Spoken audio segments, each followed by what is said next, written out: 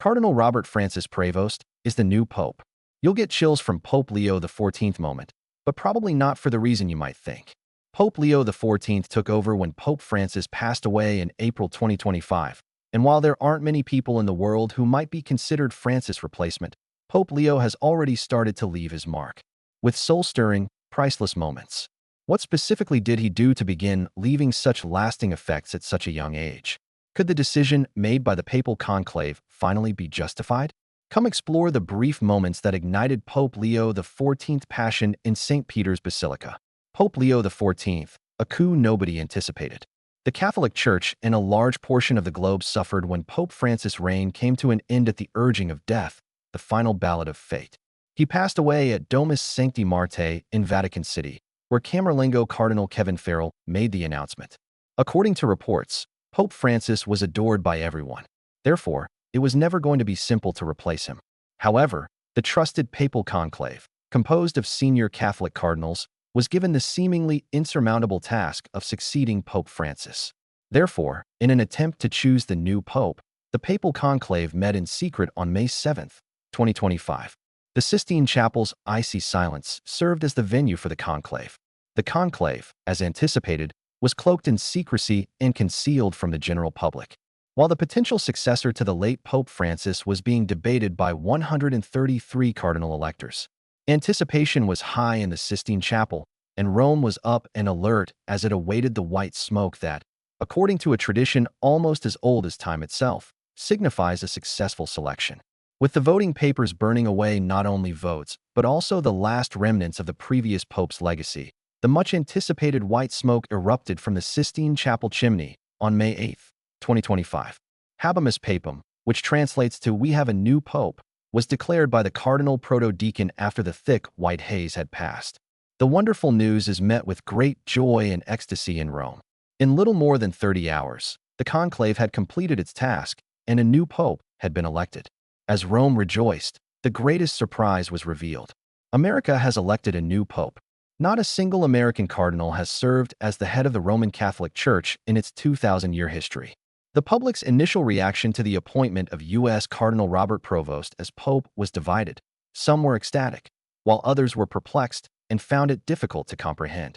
Doubts began to creep in, and rumors of a manipulated papal conclave were rampant on social media. But it appears that Pope Leo XIV made the decision to make an impression right away, which makes people stand up.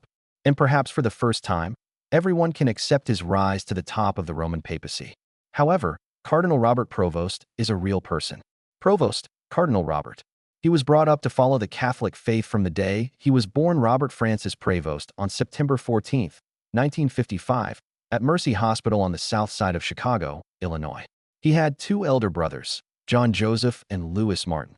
Thus, he had the benefit of having siblings. Furthermore, his capacity to interact with people around the world is one of his strongest points. Because of his heritage and historical connections to Africa, as well as his French, Italian, and Spanish ancestry. Mildred Agnes Prevost, his mother, was born in Chicago into a mixed-race family of Louisiana Creole heritage who had relocated from New Orleans' 7th Ward to the city. She was employed at Mendel Catholic High School as a librarian and teacher. It is safe to assume that this is the source of Robert Prevost's Catholic leanings. His father, a Chicago native of Italian descent with the family name Rigitano and some French ancestry, was a different man from his mother, who worked as a teacher. He joined the army and served in World War II, where he participated in the Allied invasion of Provence, southern France, and commanded an infantry landing craft during the disastrous Normandy landings operation. Operation Dragoon was launched on August 15, 1944. His mother quickly put him through his paces in Catholic school, protecting him from his father's military career and the eventual path of the gun. He attended school, joined the choir, sung in it, and even worked as an altar boy while growing up at the St. Mary of the Assumption Parish. Even if they say that the future isn't predetermined, Robert Prevost most likely disregarded that directive. He simply knew what he was supposed to accomplish since he was young. He practiced his desire to become a priest whenever he had the chance. As Abraham famously remarked, "I'll study and get ready, and someday my chance will come." He even occasionally used his brothers as a stand-in for his congregation when he played out the Mass at home. After a few more years, he was already a student at St. Augustine's Seminary High School in Michigan, where he preferred to spend his time. He only occasionally returned home to see his family, give them a hug, perhaps spend the weekend, and then return to the seminary. He excelled academically, regularly making the honor roll and living up to the Prevost's reputation. But he simply wasn't utilizing his intellectual abilities. He was unable to escape the murmurs of calling that were clinging to him. Prevost was the only student to complete the priesthood class. The other 12 students who started with him did not graduate, in contrast to his contemporaries who had the same intellectual aptitude but decided to pursue different endeavors. How exactly did he follow his priestly dream? The journey of Robert. Priesthood. Robert Prevost accepted and addressed the priesthood head-on because he was adamant that he wanted to start his journey in it.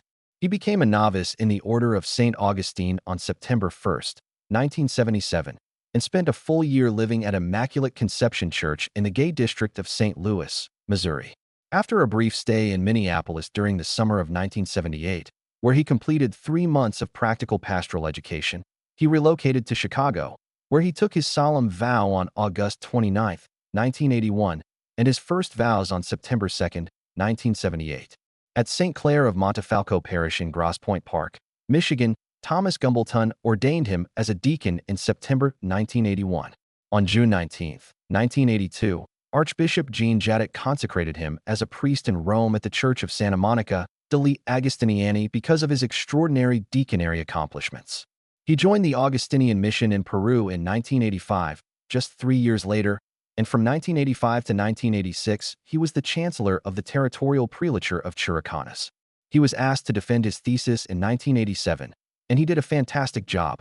After all, he was a bookworm. For him, studying or academics were never an issue. Before going back to Peru in 1988, he served with the Augustinian Novitiate faculty in Oconomowoc, Wisconsin, and was honored as the Vocation Director and Missions Director of the Augustinian province of Our Mother of Good Counsel in Olympia Fields, Illinois, after his defense. He took on even greater responsibility during his stay in Peru, which he did not shy away from. He was prepared to live the life he had chosen. Thus, he combined the negative with the positive and the ugly with the awful. Canon law, a body of rules and regulations created by ecclesiastical authority for the government of the Catholic Church and its members, was taught at the Augustinian Seminary in Trujillo, where he was appointed head of the institution right away. He became involved with peacekeeping even though he was there on an assignment, as he allegedly coordinated aid for Venezuelan migrants in Peru, even though he was aware of their differences and the extent of animosity that exists between the people of both countries. In addition, he was a vocal opponent of the Fujimoto era in Peru, denouncing the acts of Alberto Fujimori, the country's president at the time, and he gave particular attention to the fallout from the Peruvian army's operations, as well as the ongoing corruption that pervaded Peru at the time. His remarks and deeds were highly significant and widely reported. Pope Francis was one of his keen listeners, and he was one to make his voice heard. According to reports, they were close, and the latter assisted him in advancing his priestly career. But now that Pope Francis has left, Prevost has been given control of the Catholic Church. How much of Pope Francis does Prevost, however, actually carry? Robert Prevost and Pope Francis have a friendship that goes beyond life. According to reports, Pope Francis was close to many cardinals during his lifetime, keeping them informed and showing them the ropes. He reasoned that he could probably feel them all out first, and that one of them would take control anyhow. He was said to be particularly close to Robert Prevost, despite reports indicating he was friendly to most of the cardinals. The late Pope Francis named Provost Prefect of the Dicastery for Bishops, which is in charge of choosing new Catholic Church bishops, on January 30, 2023. The title of Archbishop Bishop Emeritus of Chiclayo was bestowed upon him. He gave the impression that he had some unresolved business in Peru, but he also stated that he wanted to stay there after accepting the Pope's assignment because he simply couldn't seem to go. But he was returning to Rome for his new job, much closer to the walls of St. Peter's Basilica and the Sistine Chapel. When he eventually relocated to Rome, he was allegedly exercising in a gym in the Prati neighborhood. Robert's sacrifices, particularly his choice to go to Rome for his new position, are said to have impressed Pope Francis.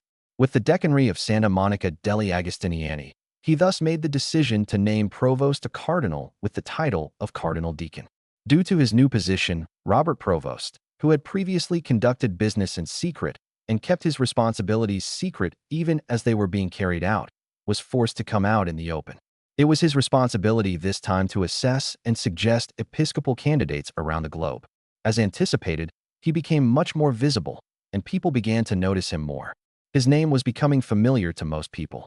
He received another promotion by October, when Pope Francis merely named him to the Pontifical Commission for the Vatican City-State and appointed him to 7 more dicasteries.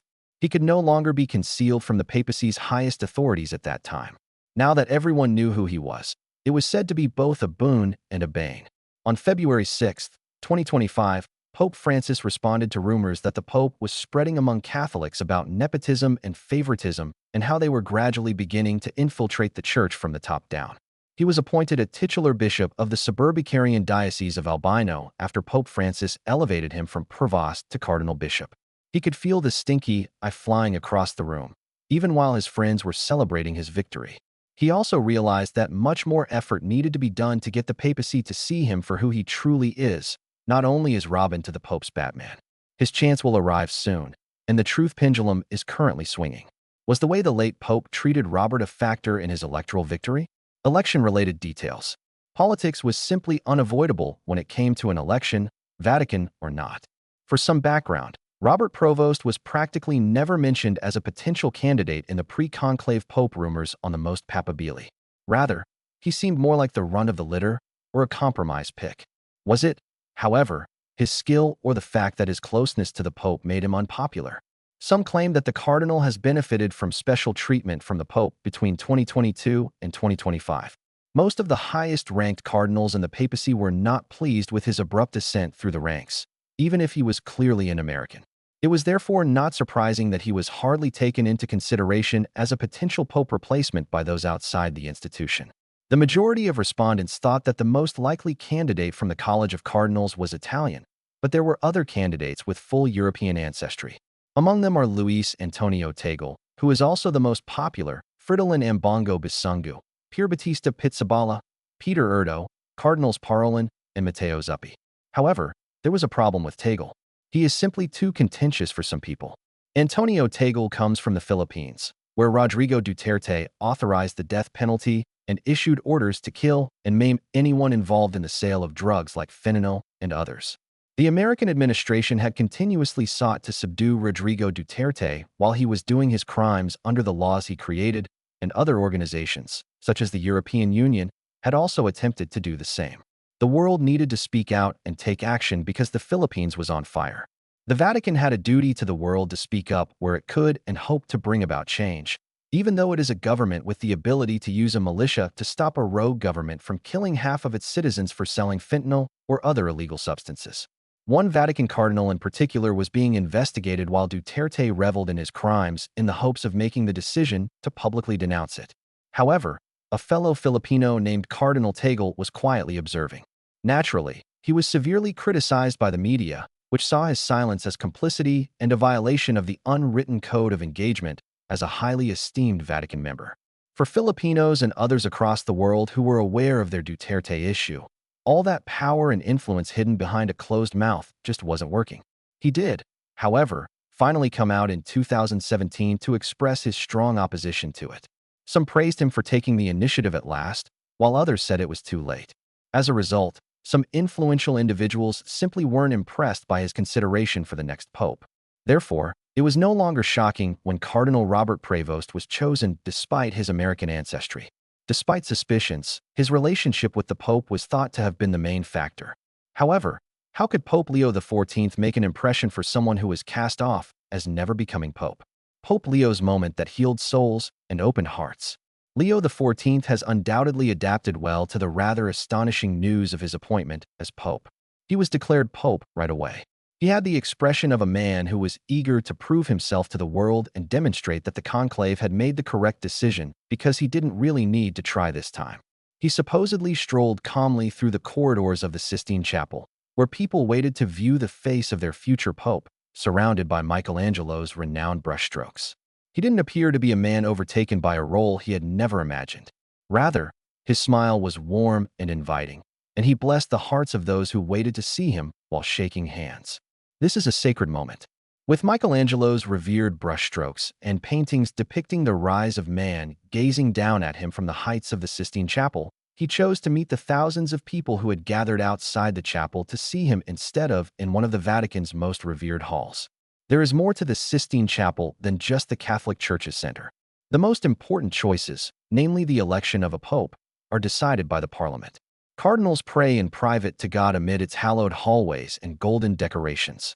However, it got much more than that on that particular day.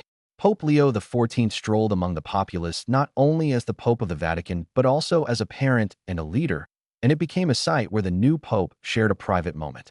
The people, and as a regular guy who merely wished for everyone else to experience the same kind of love that he did from God and Pope Francis.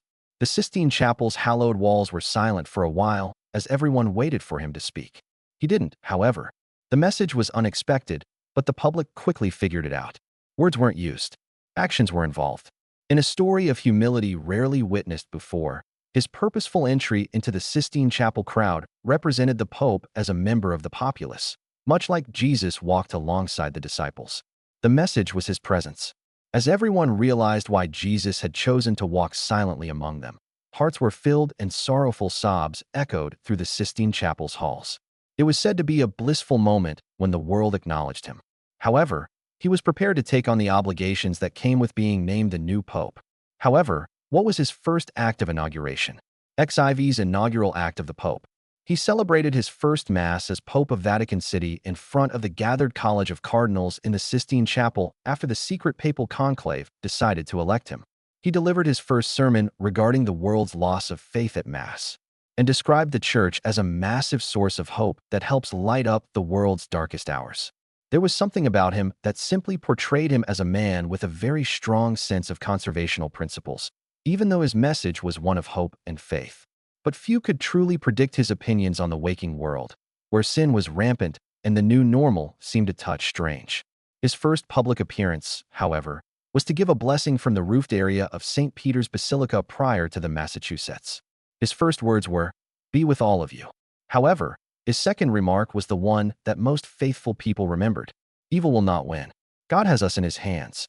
While a significant portion of the globe interpreted the remarks in the context of his speech, others, particularly the LGBT community, had severe doubts about his true meaning. Do you recall the global commotion caused by the late Pope Francis's intense desire to ensure that everyone, gay or not, felt accepted in God's presence? Pope Leo XIV may bring about an unpleasant awakening for the LGBTQIA community. Rumor has it that he is a conservationist who is determined to eradicate the awakened mind infection whenever possible. For the LGBTQIA community, it was unsettling to think of a guy with such values holding the authority and sway of the Pope. Although he had not yet spoken his opinion on same-sex marriage, there were many whispers regarding his sexual orientation and adaptability because he was a sort of mentee of the deceased, who nevertheless permitted it. But it was not meant to be. Although there have been many rumors since his election on May 8, 2025, he quickly found a cause to outline the Church's tenets and his position on same-sex marriage, emphasizing that the Church only supports marriages between men and women. It's still unclear how the LGBTQIA community will respond to this. Do you believe that Leo XIV appointment by the Papal Conclave was the appropriate one? Is it possible that the way the late Pope treated Cardinal Robert Prevost had an indirect impact on the Papal Conclave? Please let us know what you think in the comments area. For more, don't forget to subscribe, like, and share. Click the following video that appears on your screen as well. You'll like it.